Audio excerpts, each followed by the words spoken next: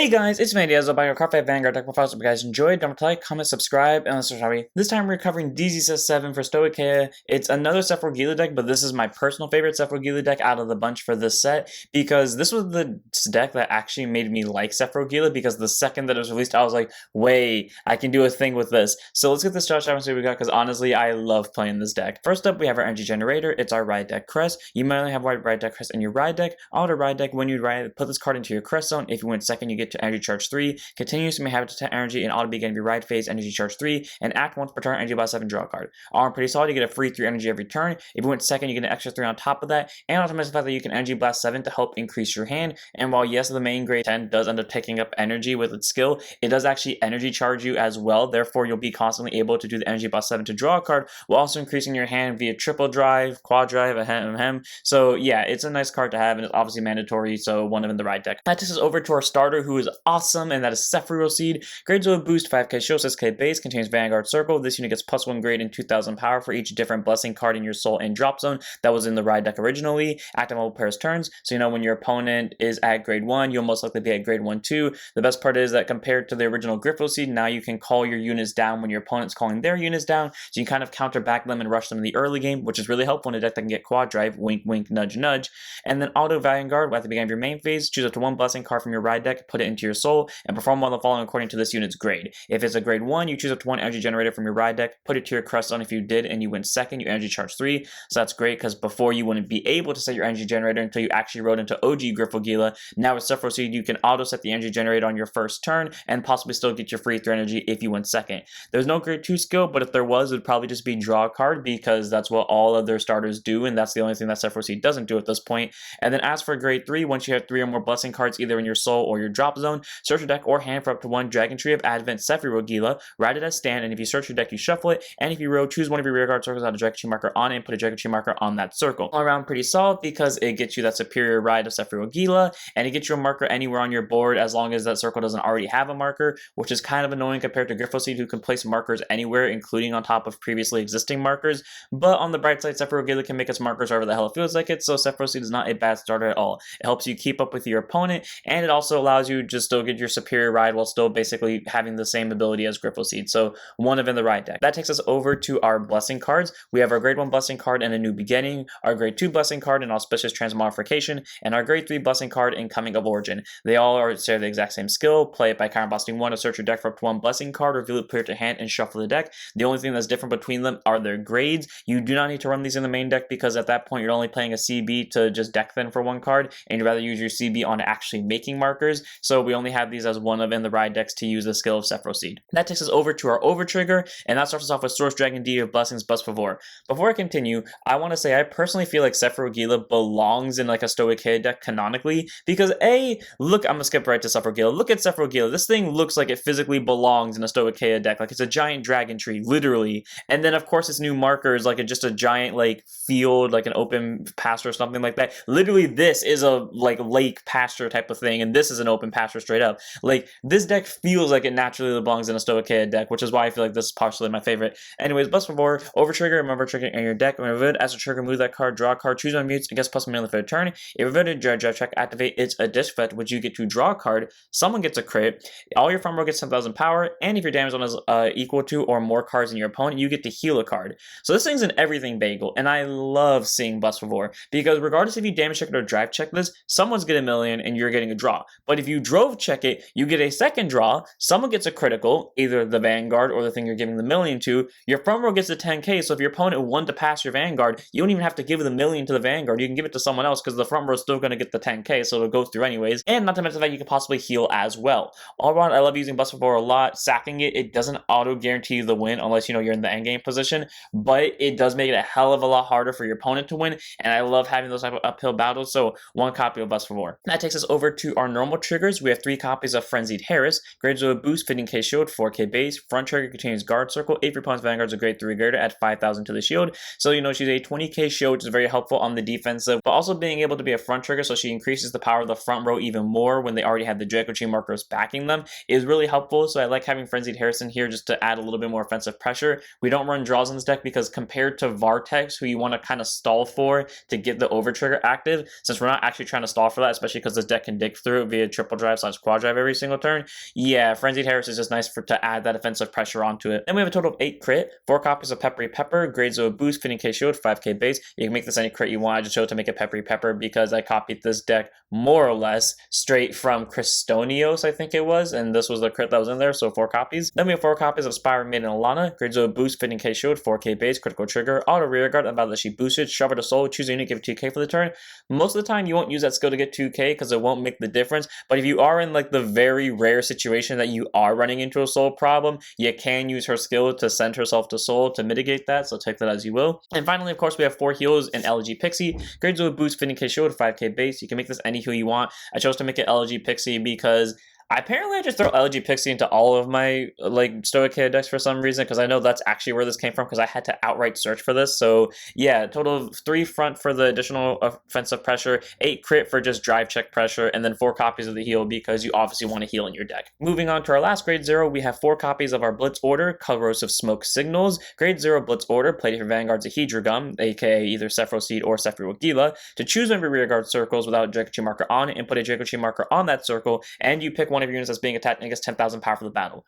Cool. So if they're attacking your Sephirogila, it'll be either an 18k or a 20k, depending on what grade your Vanguard's at, and you also get a free marker onto your board to prep you for your Sephirogila turn.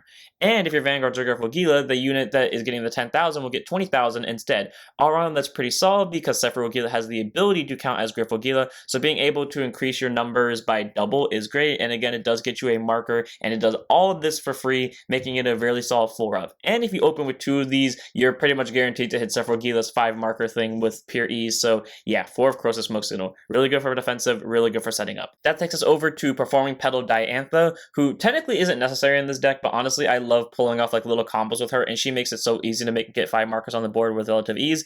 And that would be grade 1 boost, 5k shield, 8k base. Auto, she's placed on rearguard circles specifically from the hand. If your Vanguard is a grade 3 or greater, counterboss want to choose a grade 3 that's card from your drop zone, call to rearguard circle. So everything that isn't a Sephirogila, she can auto call, which is very important because that means she can superior call back your marker makers who don't have to be specifically placed from hand, which means you can then use their skills to make more markers. Granted, it's going to cost you some sub-E, but that's why we run very specific counter chargers in the deck. Moving on to her second skill, continues rearguard circle during your turn. If you have 2 or more back row grade 1 or less rearguards, including herself, she'll get 5,000 power. All pretty solid because again, she does count herself to that cost, meaning that if you have her, you only need 1 other card that's grade 1 or less, and she'll automatically be a 13k booster. Technically 18k because you'll probably have a Dragontree marker on her circle, which makes her really good just all around for number wise. And then as for this deck, something I forgot to mention earlier with the triggers is sometimes you might just have to superior call a trigger off of Sephirogila because this deck does run a good amount of orders, and sometimes you might only see triggers and orders in your top 5 search. Don't be afraid to call a trigger. I called a trigger one time, and that made the difference because A, it forced out 5k more in guard power, and B, I still had quadruple drive and I saw 3 crits in that drive check. So yeah, 4 of Diantha. By the way, the card I superior called was a critical trigger, so keep that in mind when you're superior calling triggers. So really good for allowing combos to proc off with your Dragontree markers, even though she does need to CB a little bit, and it's a 13k/18k/whatever swinger or booster once you have 2 or more grade 1s in the back row. That takes us over to 4 copies of Dragontree Wretch Bist Iophis. So grade 1 boost, 5k shield, 8k base, auto and place on rearguard circle. Counterboss will want to choose one of your rearguard circles without a Dragontree marker on it and put a Dragontree marker onto that circle. So again, because of the combo with Diantha, it does eat into the CB a little bit, but what you can do is if you have 3 CB, for example, you can call Bist Iophis, counterboss 1, make a marker, call over Bist Iophis with Diantha, then use Diantha's skill, call it right back, and then use your last CB to make 1 more marker. So technically speaking, you got 2 markers, or technically 3 markers, since by this point you have to be specifically on Sephirogila. So maybe you have 3 markers off of that and Sephirogila, which is a pretty good combo you can pull off. As for the second ability, which is a skill I never thought I would use in this deck, act rearguard once per turn. If your Vanguard's a grade 3 or greater, counterboss 1 and soul boss 1 to choose a normal order from your drop zone, put it to your hand. Let me rephrase that. I never thought when I first saw Bist Iophis, when I first built Griffogila, I never thought I would use that skill as often as I do. Nowadays, I do it so much to the point where this deck was specifically made to take full advantage of, yes, Sephirogila's triple drive ability, but also take full advantage of this ability. Because with it, you can return any normal order to your hand. So say, for example, you need to get your soul or counter boss back, you can get Tearful Malice. Say, for example, you want to do my very favorite play with this deck, you can use the Wandering Souls. Or if you just need to get a good old search, you can use Mask of Hydragrum with it. All around, Bist Iophis is a really great grade 1. It gets you markers and allows you to recycle your orders orders, which is pretty much your toolbox for messing with your opponent. So 4 copies. That takes us over to our last grade 1 in the deck, 4 of Custodial Dragon. Grade 1 boost, 0 shows. Okay, base contains Sentinel, there are 4 Sentinels in deck, and also put on guard circle. Choose one of your units, it cannot be hit on a battle. If your hand has 2 or more cards in it, choose a card from your hand and discard it. Standard PG, nothing too special about it. Best that means if this and one of the cards on your hand placed on guard circle, you don't have to discard one. Great, because that means to be as aggressive as you want in the early game. You don't necessarily want to do that play, like I said before, because it does require you to be on Sephirogila. But once you are on Sephirogila, go all out with this. And then when your opponent does eventually counterattack you, once you have a little bit of hand cards, partially because it's probably the end game at this point, they somehow broke through your triple drive hand, then you can throw down Custodial Dragon, give them the middle finger, and you'll be good to go. Aron's a very solid PG to have. You can make it this, you can make it Planet Prevent Dragon, or you can make it Honeycomb Thyrus. I just used to make a Custodial Dragon because it came out close to the time of OG Griffelgila's release, and typically I use the PGs of whatever the original version of a deck was if it got an upgrade. That takes us over to our grade 2s, starting off with 3 copies of Dragontree Wretch Adept Elwith, the only grade 2 unit card in the deck, but not the only grade 2 card in the deck. So 3 copies of it, grade 2 units at 5k shield, 10k base. This is the only one of my Dragontree decks that doesn't have all the Wretches at max copies, and there's a reason for that. So auto placed on rearguard circle, counter boss 1 and soul boss 1, choose a rearguard circle without a Dragontree marker on it and put a marker onto that circle, and then search your deck for 1 Mask of Hydragrum, reveal it, put your hand, shuffle deck. Cool. It can get you a Mask of Hydragrum, it can get you a marker, and only costs a CB and a soul. If you're wondering why this isn't at max copies, it's because, again, your main intention is to use Bits Ioffice as much as possible, and because it does eat into the soul, where you want to use the soul for Bits Ioffice ability to recycle orders, you don't need too much of it. And again, the deck spawns down enough markers already to the point where having 1 less copy of Death Elwith wouldn't make the difference. So 3 copies of Death Elwith is a very solid grade 2 to have because it does make markers and it searches your Mask of Hydragrum, which can then search out more cards from your deck, but you don't want to see it too often, and out of everything that you could afford to cut, this was the best thing to cut for the deck. Moving on to 2 copies of our orders, we have 2 copies of Tearful Malice, grade 2 normal order, play it by just retiring any 2 rear guards to draw a card, put this card into your soul and countercharge 1. Cool. It opens up your board a little bit, which is going to a combo we'll go over in a minute. It replaces itself with a draw, it gets you a soul, so therefore you can use Bits Ioffice next turn, and it gets you a countercharge, literally basically giving you a free Bits Ioffice. Aron, it's a very solid order to have, it has no additional cost outside of retiring 2 rear guards, and once you see one of our later cards, wink wink, nudge nudge, you'll know that that won't really make much of a difference, so it's a great card to handle resources within this deck, and it's a very solid 2 of in case you ever need it. That takes us over to 2 copies of Gather Upon Me Ye Wandering Souls. The second I saw Sephirogila's triple drive ability, I automatically pictured using it with Ye Wandering Souls to give it quad drive, and I regret nothing of that decision. So grade 2 normal order, play it by ditching an order from your hand, choose over Vanguards, I guess +1 drive for the turn. I love how Ye Wandering Souls was a card I genuinely spited with my Eternal Being when it first came out. For some reason, I just didn't like it because I think I wanted to play it in Zorga, and I did, but then every time I used it, I wouldn't have orders in my hand to use it, or like if I did, it would F me over from using Alchemy Magic for the rest of the game.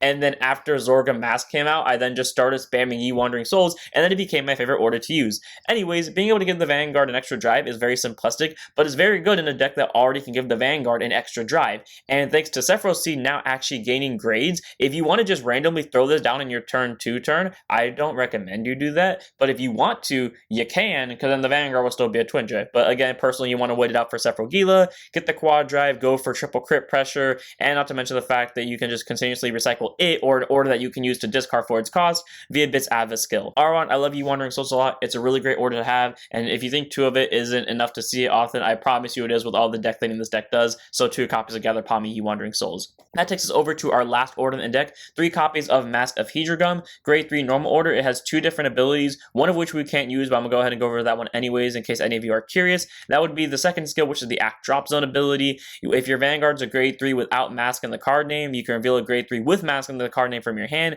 write that revealed card as Stan, and you put this card into your soul, and if the opponent's Vanguard's a grade 3 or greater and you did not Persona Ride yet, you can activate Persona Ride. So it basically would allow you to freeze Persona Ride of any Mask unit. The main thing to keep in mind is we can't use this in this deck because at no point in the game will we have a grade 3 Vanguard that it doesn't have Mask as outside of the 5 seconds that you know you're on Sephiroth Seed on the grade 3 turn, but unless they make a Sephiroth Seed Mask, that will never happen, so we're going to ignore that ability. Instead, what we're going to do is we're going to focus on its main ability, which is the Order ability. Look at the top 5 cards of your deck, choose up to 1 unit card with Dragontree or Mask in this card name from among them, or really put it to hand and shuffle the deck.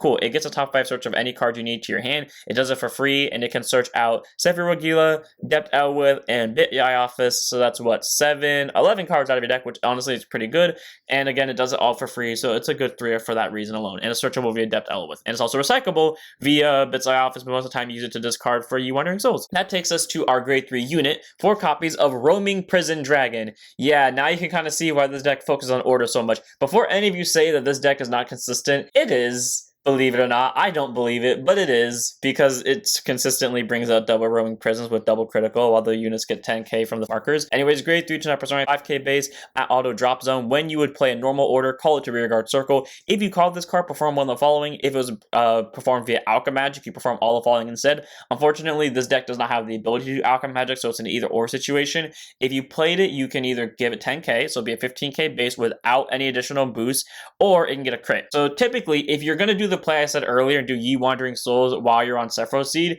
you're going to give it the 10k the entire time, because it will have at best a booster that will make it a 13k, and unless you're confident you're going to hit the over, it's not worth just risking it on that double critical, because if they pull a defensive, automatically he can't swing. But what you do instead is every single time once you hit grade 10, once your full board is made of markers, you just keep spamming it down with a crit, because even though it's only going to be a 10k the first time there's a marker on it, remember, it's going to have a possible 13 or 18k booster behind it, making it a 28k double critical swing. Not to mention, you're going to have a Vanguard with either triple drive or quad drive backing it to stack triggers on top of it. More importantly, every time after that turn, you're going to constantly be putting markers onto your rearguard circles that already have markers on them, making these roaming prison dragons ever so slightly stronger. If you open really well in the early game and you have enough to guarantee your triple drive at the bare minimum on your first grade 3 turn, automatically roaming prison dragon is going to be the most deadliest thing to your opponent, because every single turn is going to come back with an extra critical, and if you have 2 of these in the drop zone, you can spawn them down both with double criticals and pressure out your opponent to death with a quad drive, triple Vanguard, and possibly to see a bunch of triggers in a row. And for the record, for those who are wondering, the Tearful Malice combo does work with a Roman Prison Dragon, where you can retire 2 of them in the front row, draw a card, shove into soul, countercharge 1, and then call back both roaming prisons because they hit the drop zone during the time the normal order was played. That's a constant argument. I've seen most people rule in favor of the Tearful Malice roaming prison dragon combo does work, and at least according to OG Deer Days, I haven't played new Deer Days yet because I'm trying to finish all my deck profiles first, but according to OG Deer Days, that combo does actually work. I just played that combo yesterday, and right now it's Sunday, February 9th, 9:55 a.m. So more likely than not, that combo does work. So 4 copies of roaming prison dragon for being able to recycle itself for free and get constant offensive pressure. That takes us over to our last card in the deck, all 4 copies of Dragontree of Advent Sephirogila. This giant Dragontree of Rebirth, actually, not Destruction, as I was about to say, is a grade 10 with Twin Drive Persona at a 13k base, has 3 abilities, the first one being Continuous Vanguard and in deck. It's also regarded as a Sephirogila unit, so if any support card, say for example, Corrosive Smoke Signals over here specifies Sephirogila, it'll still proc, but if it specifies Dragontree of Eclectic Decimation Sephirogila or Dragontree of Supreme Annihilation Sephirogila Vartex, then it wouldn't work because it only is a Sephirogila vaguely, not Sephirogila specifically. And if it's on the Vanguard circle, you can only write cards with Sephirogila in their card names. So yeah, nice try trying to go into Vartex off of this and cheat off the over on turn 4. Then as for the other 2 abilities, the first one is Act Vanguard. Once per turn, Energy Blast 3 to choose any one of your rearguard circle, regardless if it has a marker on it or not. Put a Dragontree marker onto that circle, then check the top 5, and then choose up to 1 unit card from among them, call to rearguard circle, and shuffle the deck. So you don't have to call if you don't want to, but again, if you just want to call a unit just to call a unit, you can afford to call triggers, because again, the first match I played with this deck, I called Peppery Pepper to the back row center, and whoop-de-goddamn do, I pulled 3 crits right off the gate. But yeah, it's just nice to get a rearguard onto the board, add a little bit of offensive pressure, while also getting you a marker for anywhere on the board with a cost that will always be given to you, because the energy generator energy charges you 3 every single turn. So even if you started off the turn with 0 energy, you automatically have enough to use Sephirogila's ability. As for his last skill, Act Vanguard once per turn by binding either a card with Dragontree in his card name or a Mask of Hydragrum from your hand or drop zone for each of your rearguard circles with a Dragontree marker on it, not for every single Dragontree marker on your rearguard circle. The difference is if your entire rearguard has a Dragontree marker on it, then you would get this ability per single circle, so in that case it would be 5. But if, say for example, you had 5 markers on 1 circle, you'd only get the ability for that 1 circle, not because you have 5 markers. So it's per circle that has a marker on it. You get the energy charge 1, so again, if you have 5 circles with the marker on it, you get energy of 5, and it also gets plus 5k to end of turn for each one. So essentially, if you have the full board of markers, plus 5 energy, plus 25,000, so it'll be a 38k with plus 5 energy, meaning you can use the Energy Blast 7 of the energy generator to draw a card, which is great. And then as for the other half of that ability, if there are 5 or more rearguard circles with Dragontree markers on them, he'll get plus 1 drive for the turn. So being able to be a triple drive for literally no cost outside of binding a card that you're probably sending to drop zone via Something's ability is great. It's a 38k with triple drive, regardless of how great the opponent's Vanguard's at, that can get you 5 free energy. And on top of that, again, you can put a marker anywhere you want on the board, and if you combo with the Wandering Souls, you have a quad driving Vanguard who has consistently allowed me to see triple crits.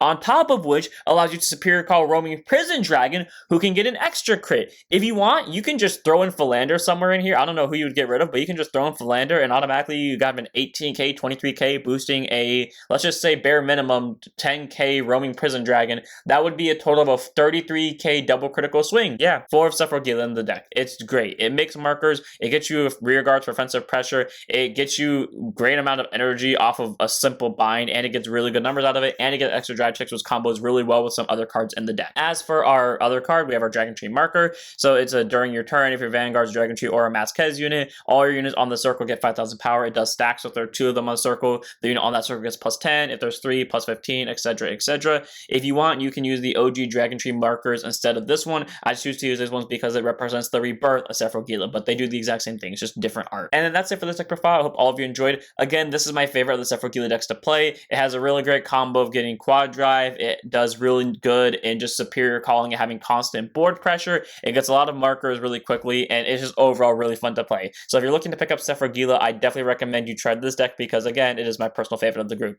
So I'm going to end this one here. I hope all of you enjoyed. Don't forget to like, comment, subscribe, join us on Twitch, and don't forget to send up your Vanguards.